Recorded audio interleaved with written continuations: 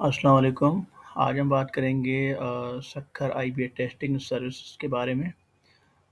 सक्कर IBA ने जो sample test paper दिए हुए थे 5 टू 15 के लिए, उसका आज हम जो है वो मैट्रिक का इंग्लिश पोर्शन जो है हम वो सॉल्व करेंगे। तो सबसे पहले हम चलते हैं सिलेबस की तरफ, जो कि सक्कर आईबीए ने मैट्रिक के लिए जो इंग्लिश का जो सिलेबस दिया हुआ है उसके ऊपर थोड़ी नज़र डालेंगे। तो ये है वो इंग्लिश का पोर्शन।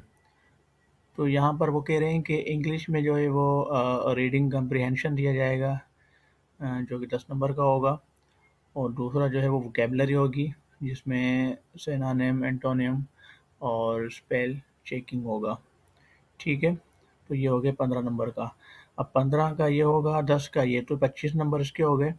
और बाकी जो 15 नंबर बचते हैं वो ग्रामर होगी। ग्रामर में जो है वो एरर डिटेक्शन 5 नंबर के, प्रीपोजिशन 5 नंबर के और सेंटेंस स्ट्रक्चर ये 5 नंबर के, टोटल मिलाकर जो है वो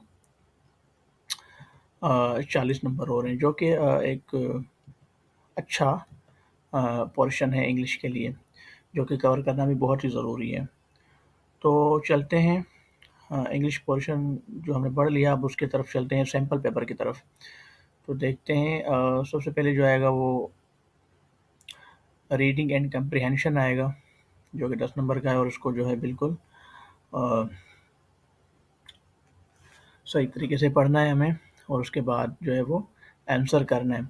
तो मैं यही सजेस्ट करूँगा कि इसको पूरा पढ़ने से पहले मैं सजेस्ट ये करूँगा कि आप जो है डायरेक्ट क्वेश्चंस पर आ जाएँ। पहला क्वेश्चन जो है उस पे आ जाएँ, उसको पढ़ के उसके बाद आप थोड़ा ऊपर हो जाएँ, ऊपर जाएँ उसके पैराग्राफ की तरफ ना। तो इसमें ये होगा कि आपको थोड़ा-सा आइडिया हो जाएगा कि मतलब क्वेश्चन किस बारे में पूछा जा रहा था और वो कहाँ पर है, उसकी हेडिंग। तो ये एक सजेशन है कि पूरा सेंटेंस जो आप पढ़ें, उसके बाद आप क्वेश्चन पे आएँ, फिर आप ऊपर जाएँ। इससे बेहतर है कि थोड़ा-सा पहले क्वेश्चन को देख लें, उसके बाद आप ऊपर जाएँ, तो ये ज़्यादा मतलब एक आसानी होगी। ये एक सजेशन है। तो चलते हैं रीडिंग जो है वो एंड कम्प्रिहेंशन के तरफ चलते हैं और देखते हैं कि क्या आया है पैराग्राफ में। तो ये कह रहा है, the United Nations came into being in April 1954 after the second world war that ended in the spring of 1945। अब देखें, यहाँ पर एक गलती की है इन्होंने, एसटीएस वालों ने, आईबी वालों ने यहाँ पर एक गलती की, जो कि उनकी एक रवायात है वो बरकरार रखते हैं। तो यहाँ पर उन्होंने की है जो कि इस हवाले से है, डेट के हवाले से, ईयर के हवाले से, कि यूनाइटेड नेशन जो है वो इस्टेब्लिश हुआ था जो है वो 1945 में, और यहाँ पर इन्होंने लिखा है 1954, जो कि गलत है। राइट आंसर यहाँ पर जो राइट होगा वो 1945 होगा। खैर, आगे चलते हैं। The war had brought misery to all the world. Billions of people had been killed and made homeless. Billions of people suffered from hunger, poverty, disease, social, economical, political, and their problems.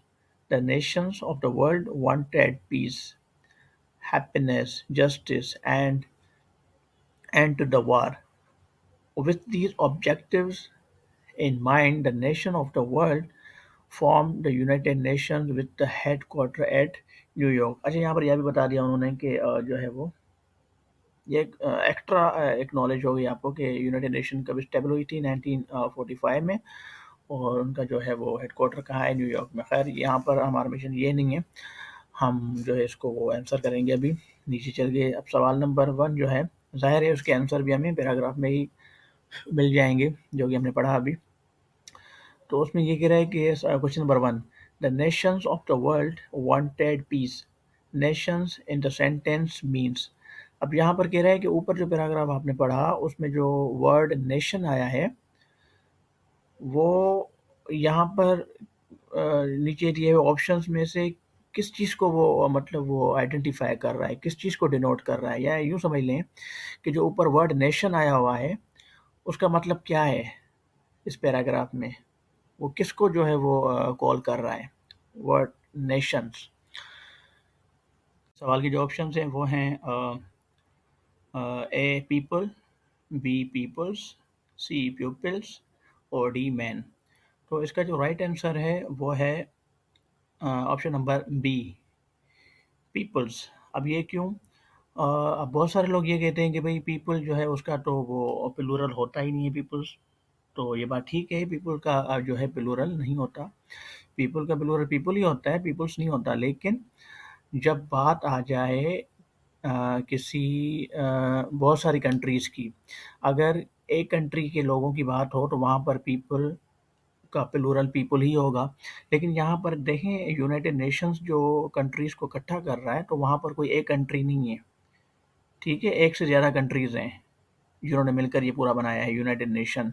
तो अब ज़ाहिर है यहाँ पर मुख्तलिफ़ countries के मुख्तलिफ़ लोग हैं, तो यहाँ पर जो ऑप्शन होगा वो पीपल्स होगा। तो गलती से भी इसको पीपल ना कीजिएगा करेक्ट, ये पीपल्स ही होगा। इस कॉन्सेप्ट को आप समझने की कोशिश करें। सेकंड जो है क्वेश्चन वो है objectives with these objectives in mind, objectives in the text means. अब कह रहा है कि ऊपर जो आपने पैरा पढ़ा उसमें जो वर्ड ऑब्जेक्टिव्स है वो इन चारों में से जो ऑप्शंस हैं उसमें से इसका मतलब क्या है ऑब्जेक्टिव का। तो अब इसमें है ऑब्जेक्ट जो है option number A thoughts, option number B goals, option number C ideas and option number D जो है वो एम्स है।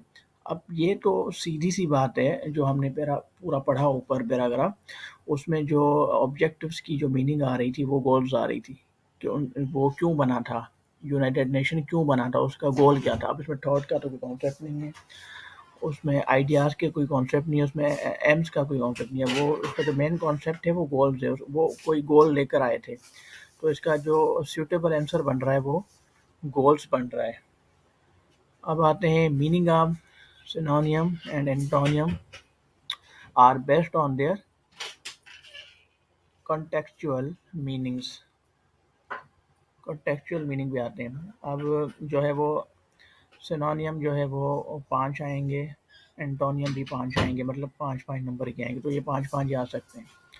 तो क्वेश्चन नंबर 3 में आते हैं हम। The problem required urgent attention, the problem requires urgent attention. यहाँ पर अर्जेंट जो है वो इसका सिनोनियम क्या होगा?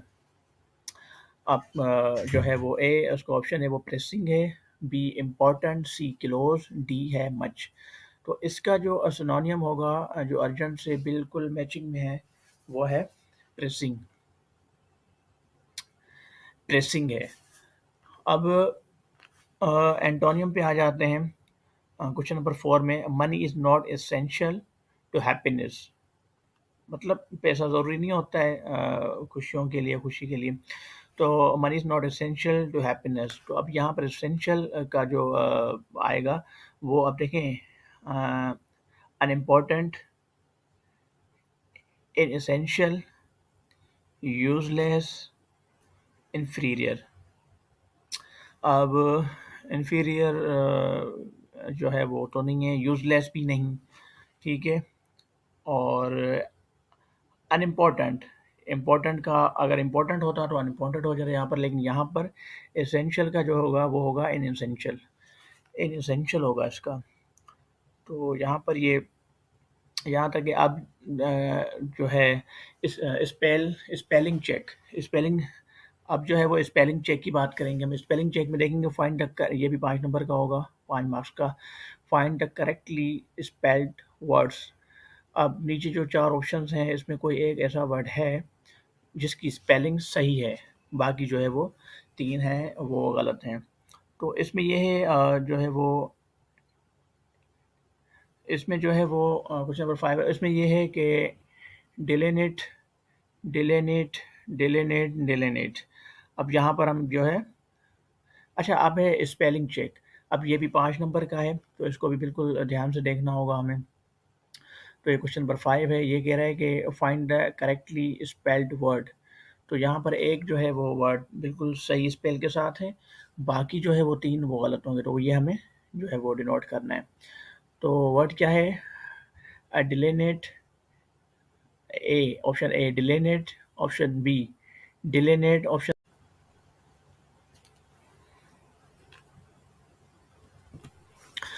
अच्छा, अब आते हैं स्पेलिंग चेक की तरफ। ये भी 5 नंबर का है।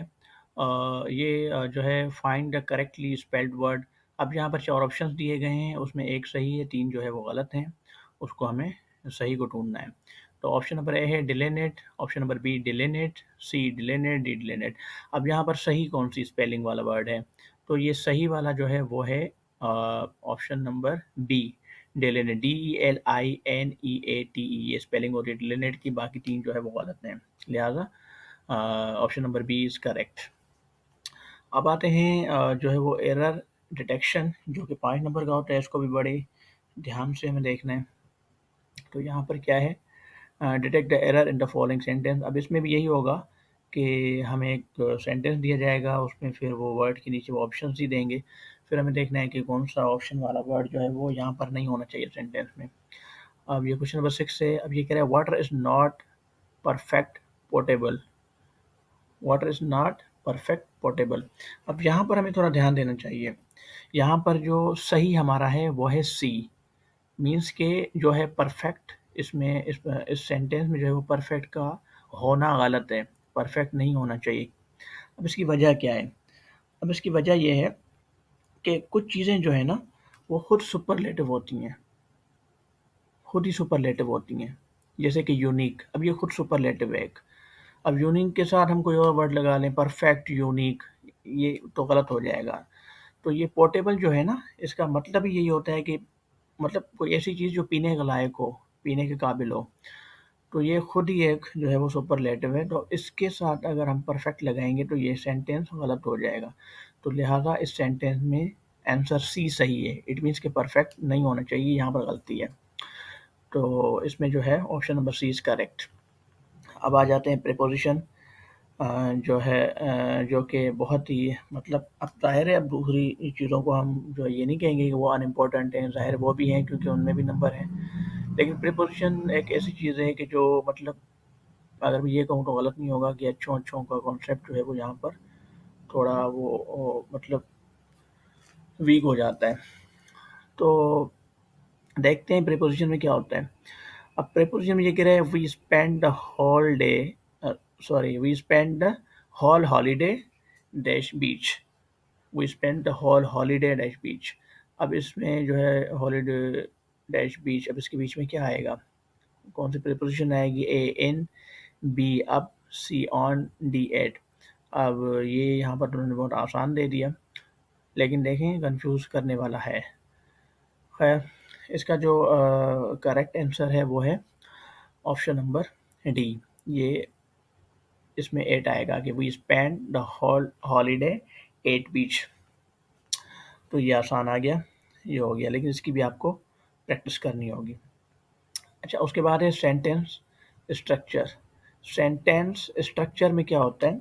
अब यहाँ पर जो है वो एक सेंटेंस दिया जाएगा, उसमें अगर कोई गलती है तो वो हमें नोट करनी है, या उसमें हमें बताना है कि कौन-सा सेंटेंस जो है वो सही है, या उसका स्ट्रक्चर किस तरह होगा, इस तरीके का कुछ सवाल होगा। तो अब यहाँ पर एक सैंपल के तौर पे उसने दिया है सवाल, question number 8, which one of these is a complete sentence?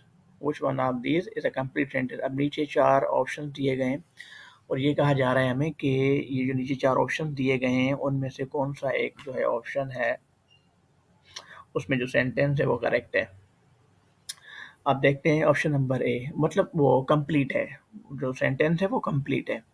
अब option number A stop, option number B my bag not there, my bag not there, option C about 50 pounds, option D why don't you. अब यहाँ पर देखें, एक conceptual चीज़ समझाने जा रहा हूँ आपको। अब सवाल क्या था? Which one of these is a complete sentence. नीचे दिए गए जो है वो ऑप्शंस में से कौन-सा जुमला था, कौन-सा सेंटेंस था जो कि कंप्लीट है। अब ऑप्शन नंबर ए में कह रहा है कि स्टॉप, मतलब कि रुक जाओ।